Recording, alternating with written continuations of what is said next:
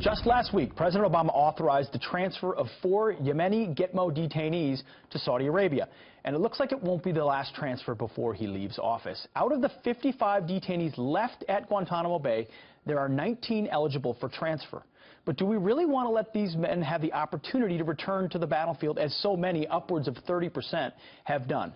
Joining me now to discuss this is retired U.S. Army Reserve Major Montgomery Granger. He's a former ranking Army Medical Department officer at Guantanamo Bay and the author of Saving Grace, at Guantanamo Bay, a memoir of a citizen warrior. Both of us served at Guantanamo Bay when there were a lot of detainees there. We're here to discuss those that are left. So this board has a picture of all 55, the 4 that were recently transferred to Saudi Arabia, and then we've labeled a number of them those already cleared to go, meaning these are the ones that President Obama would likely try to get rid of in these days. You've identified 4, Major, who you think could be released, that are pretty bad dudes. Right. These are the nuclear weapons of the jihad. The president is putting the first team back in, and these 4 guys could inspire acts of terror if they're released. Okay, so go through these 4. They're right here in the middle. This guy right here, who is he? That is SUFYIAN BARHOUMI. He was Algerian-born. He lived in London and was recruited there by a top cleric, one of Al-Qaeda's most notorious preachers of hate.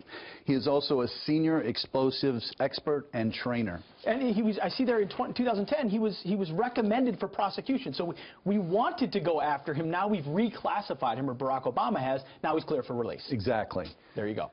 Second guy here. Number 2, this is ABDUL LATIF NASIR. He's an associate of bin Laden since 1993. He's a top explosives expert and instructor at the Al-Qaeda training camps.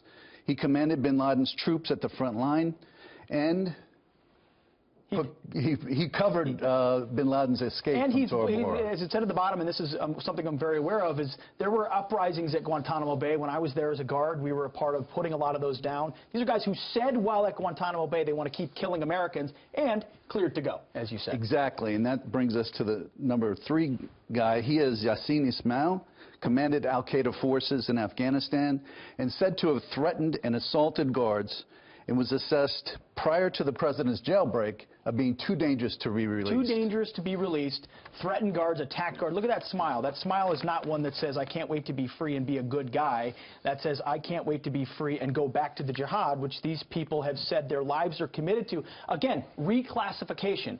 The military said this guy shouldn't be released. Now the Obama administration has said he can be cleared to go. Putting the first team back in the game. And the 4th, MUIEEN Abdul Sattar. He was a Dubai-born fanatic. He is raised in Saudi Arabia, has Pakistani citizenship. He threatened to cut off a guard's head and led a series of mass disturbances at Guantanamo. He made speeches telling prisoners to fight against infidels and to kill all Americans, men, women, and children, and babies. Literally spoke of killing all Americans, to include babies and innocents. You and I were both there. We saw it. We looked these guys in the eye.